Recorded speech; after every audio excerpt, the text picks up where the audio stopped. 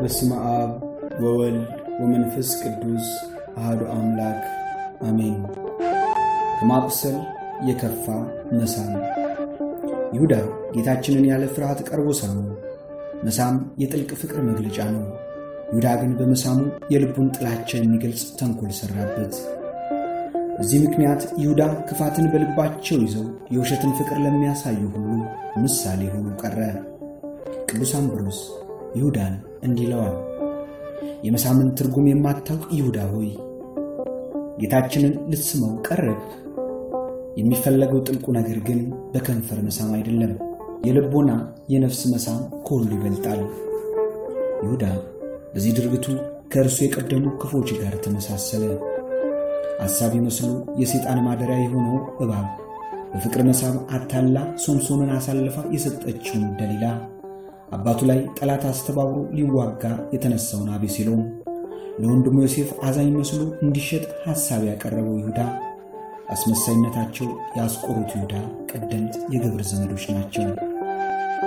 ይሁዳ መሳም ለጌታችን ከችንካር የከፋ ነው። የወዳጅ ማቁሰል የታመነ ነው፣ የጠላት መሳም ግን የበዛ ነው እንደሚል ይሁዳ ጌታን ጠላቱ ሆኖ ለማስመሰል አብዝቶ ከሚስመው ይልቅ ፍቅርን ተሞልቶ ወዳጁ ሆኖ ቢያቆስለው ይሻል ነበር። ቅዱስ ጄሮም እንዳለው ይሁዳ መሳም የቃይን መስዋዕት ሆነ። ቃይን ንቀት በተሞላ ልብ መስዋዕትን እንዳቀረበ ይሁዳም በጥላቻ ተሞልቶ የፍቅርን መስዋዕት አቀረበ። ጌታችን በዕለተ ዓርብ አቁስለውት የዳኑ አሉ። ይሁዳ ግን ጌታችንን ስሞት ተኮነነ። የዲማው ሊቅ አለቃ ውድነህ እሸቴ በከንፈር መሳም የፍቅር ምልክት ነው፣ ጎንን መጓት ደግሞ የሞት የጥላቻ ምልክት ነው። ጌታ ሆይ የስቅለት ግን ሥርዓቱ የተለየ ነው። የይሁዳ መሳም ለጥፋት ሲሆን የልንግኖስ በጦር መውጋት ግን ለሕይወት ሆነ ብለው የሳመው ይሁዳን የጌታን ጎን ከወጋው ወታደር ጋር አነጻጽረው ተቀኝተውበታል። ጌታችን ይሁዳ በተንኮልና በውሸት ሊስመው እንዲመጣ እያወቀ እንኳን እንዳትነካኝ ብሎ አላስደነገጠው። እንደ ሌባ ሊይዘው መጥቶ ክፋትና ተንኮል በተሞሉ ከንፈሮቹ ሊስመው ታገሰው። ሊያስይዘው በመጣበት ሰዓት ለትዕግስቱ ወሰን የሌለው ጌታችን ይሁዳን መሳም ተቀበለ። እሱ ቢከዳም ጌታችን ግን ለይሁዳ ያለው ፍቅር ያሳየበት የመጨረሻው ቅስፈት ሲስመው መቀበሉ ነበር። እኛ ብንሆን ምን እናደርግ ነበር? ኢትዮጵያው ሊቅ ሩት ሃይማኖት በ14ኛው ክፍለ ዘመን በጻፈው ድንቅ ድርሰቱ እንዲህ ጠይቀናል። አንተ ሰው ሆይ የጌታ ትሕትናውና ቸርነቱን ተመልከት። አንተ እንደ ክርስቶስ ሥልጣን ቢኖርህ ኖሮ ይህን ጊዜ ምን ታደርገው ነበር? እንደሚመስለኝ ሥጋውን በበላኸው ደሙንም በጠጣኸው ነበር።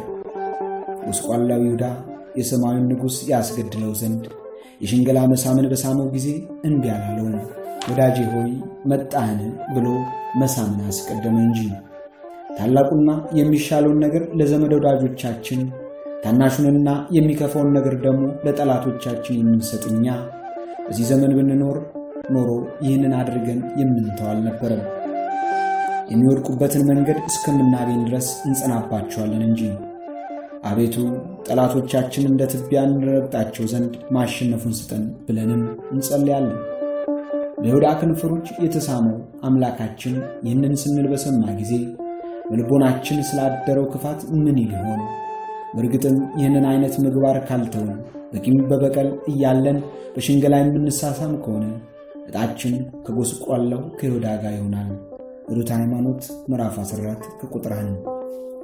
ሊሸጠው እንደመጣ እያወቀ ይሁዳ በሐሰት ፍቅር ሲያቅፈው ጌታችን ልቡን ምንኛ አሳዝኖት አምኖት ይሆን? እርሱ ግን ይህንን ሕመም ታግሶ ተቀበለ። ይሁዳም እንደ ጠላቱ እየሸጠው እንደ ወዳጁ አቅፎ ሳመው። ጌታችን በሩ እኔ ነኝ፣ በእኔ የሚገባ ይድናል ብሎ ሲናገር ቢሰማው፣ ይሁዳ ግን በሩን ጌታን ስሙ ተሳልሞ ወደ ውስጥ በመግባትና በመዳን ፈንታ ወደ ሲኦል ገሰገሰ። ከውጭ ተሳልሞ መመለስ የሆነ ትርፉ። የክርስቶስ አካል የሆነች ቤተ ክርስቲያናችን የጌታዋ ሕማም ዘልቆ ስለሚሰማት የይሁዳን በመሳም አሳልፎ መስጠት በማሰብ በሕማማት ሳምንት ልጆቿ ምዕመናን በመሳሳም ሰላምታ እንዳይለዋወጡ ትከለክላለች። በዓመት ውስጥ 361 ቀናት እርስ በርሳችሁ በተቀደሰ አሳሳም ሰላምታ ተለዋወጡ እያለች በቅዱስ ጳውሎስን የሰላምታዎች በቅዳሴው የምታወጁ ቤተክርስቲያን በሕማማቱ ሳምንት ግን እንዳይሳሳሙ ታስቆማለች። ይህ ሳምንት መድኃኒታችሁ ስለናንተ በሽንገላ መሳምን የታገሰበት ሳምንት ነው። ይህ ሳምንት የፍቅር ምልክት የሆነው መሳሳም የጥላቻ ምልክት የሆነበት ሳምንት ነው ብላ ሰላምታ ይቅርባችሁ ትላለች። ምዕመናንም የዚህ ሳምንት ውስጥ ሰላምታ ሊለዋወጡ ከጀመሩ በኋላ ሕማማቱ መሆኑን አስታውሰው ቆም ሲሉ በዚያው መድኃኔዓለም ክርስቶስ በይሁዳ መሳም ተላልፎ መሰጠቱን ለቅጽበት ያስባሉ። ጌታችን ይሁዳ ከሳመው በኋላ ወዳጄ ይሁዳ ለምን ነገር መጣ? በመሳም የሰውን ልጅ አሳልፈ ትሰጣለህን? በማለት እንደተናገረ ሁለቱ ወንጌላውያን የጻፉት ግጥምን በማንበብ መረዳት እንችላለን። ማቴዎስ ወንጌል ምዕራፍ 26 ከቁጥር 48፣ ሉቃስ ወንጌል ምዕራፍ 2 ከቁጥር 48። ወዳጄ ይሁዳ ሆይ ለምን መጣ? በመሳም የሰውን ልጅ አሳልፈ ትሰጣለህን? የሚለው የጌታ ንግግር ጠላቶቻችሁን ውደዱ ለሚለው ቃል ተግባራዊ ምስክር ነው።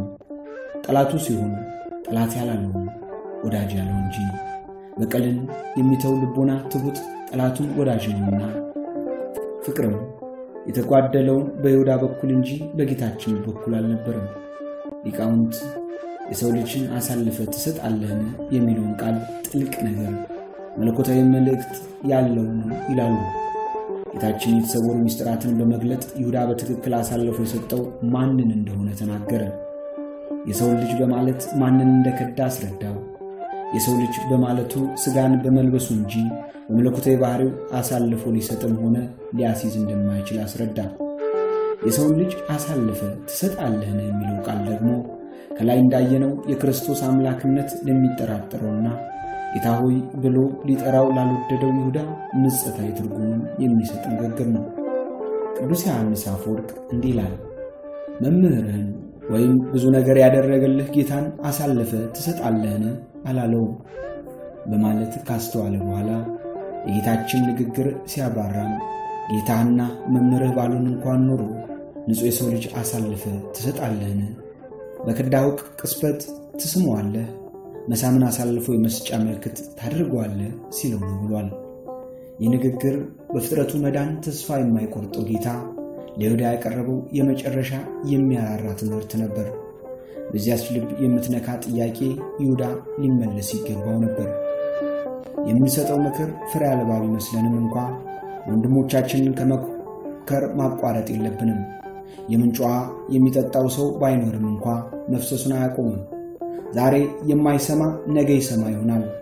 አሳጥማጅ ቀኑን ሙሉ ባዶ መረብ ባህር ውስጥ ጥሎ ሊውል ይችላል። በመጨረሻው ቅጽበት ግን አሳ ሊያጠምድ ይችላል። ለዚህ ነው ጌታችን ይሁዳ እንደማይሰማው ያወቀ እንኳን እስከተያዘበት የመጨረሻ ሰዓት ድረስ ምክርን መስጠቱን ያላቋረጠው ይላል ቅዱስ ዮሐንስ አፈወርቅ። አሁን ጌታችን የይሁዳ ነፍስ ወደ ቅድስና መረብ አጥምዶ ለማስቀረት 3 ዓመታት ሙሉ ያለማቋረጥ እጁን ዘረጋ።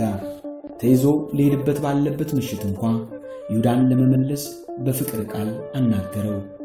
የወደዳቸውን እስከ መጨረሻ ወደዳቸው ይላልና ዮሐንስ ወንጌል ምዕራፍ 13 ከቁጥር 1።